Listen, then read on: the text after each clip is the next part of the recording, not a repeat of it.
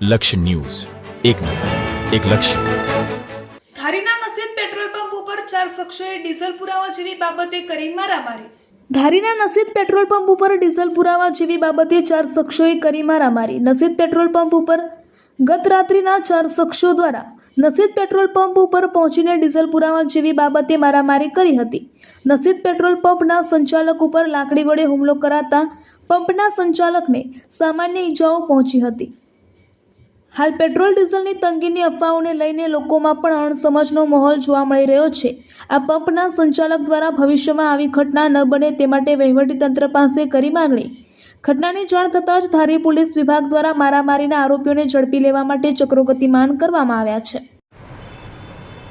હાલ જે આ પેટ્રોલ ડીઝલની તંગીની સમસ્યા ચાલી રહી છે એમાં લાઇનમાં ઊભા રહ્યા વગર આડેથી પેટ્રોલ ભરવા બાબતે માથાકૂટ કરીને મારામારી કરેલ હતી.